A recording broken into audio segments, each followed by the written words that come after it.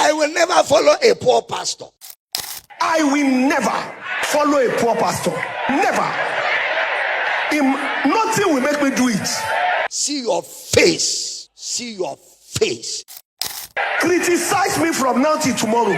I will never. I am Korede Komaya. I don't go follow a poor pastor.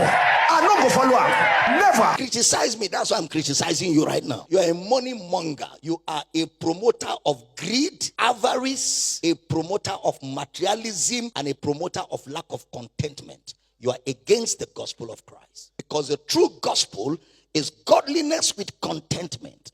That is great gain. For it is certain we brought nothing into this world. And it is certain we will take nothing out of this world. So having clothes and food, let us therewith be content. Say, I'll never follow a poor pastor. Meanwhile, he himself is poor even now. He's poor. You're poor even now.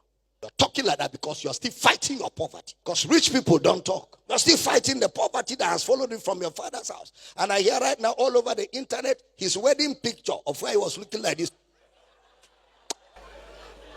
He showed it.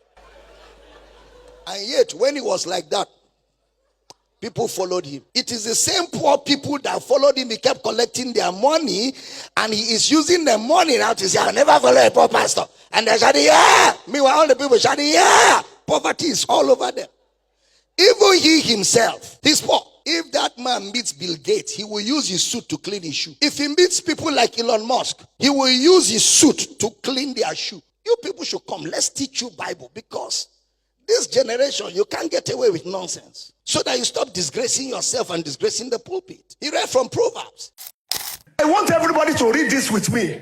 Very instructive. 1, 2, go. Wealth makes many friends. Poverty dressed. Poverty dry.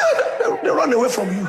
How can you even use Proverbs to be establishing doctrine? First of all, the book of Proverbs is a book of PP sayings.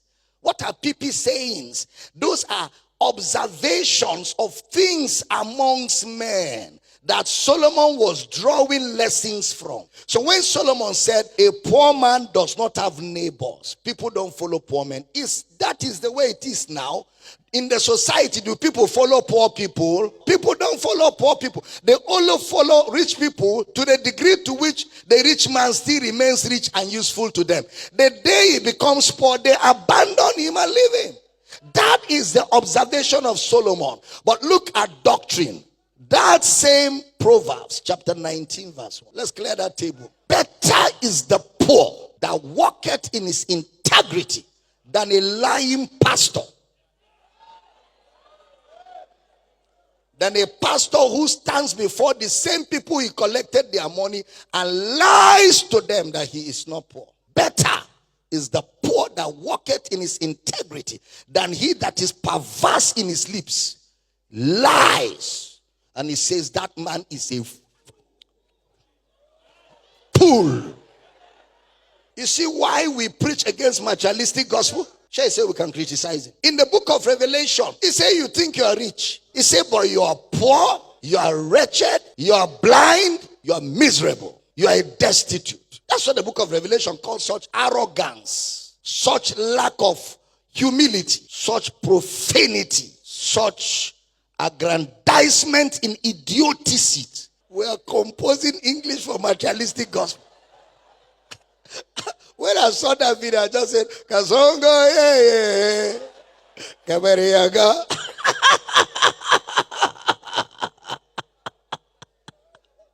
While they sleep, Yangago wake up. Look at it. Because thou sayest, I am rich and increase with goods and have need of nothing, and knowest not that thou art wretched and miserable and poor and blind and naked. Thus saith the Lord. You don't know, so let the Lord tell you. You are wretched, you are miserable, you are poor, you are blind, you are naked. Next verse. I counsel thee to buy of me gold tried in the fire, that thou mayest be rich, and white raiment, that thou mayest be clothed, and that the shame of thy nakedness do not appear, and anoint thine eyes with eye salve, that thou mayest see. If that pastor was my spiritual son, I will bring him home and beat him for being such a disgrace to the community of our faith. So pastors in the villages, pastors that are in remote areas where there can never be prosperity because of the location where they are, and yet they must stay there and endure and pastor those poor people there in that village. When they hear this nonsense you vomited, what do you think they feel like? I don't blame you, it's because you live in a city. Go to Sambisa Forest and pastor a church and come out and say, I can never follow a poor pastor. See your face. Let's get back to work.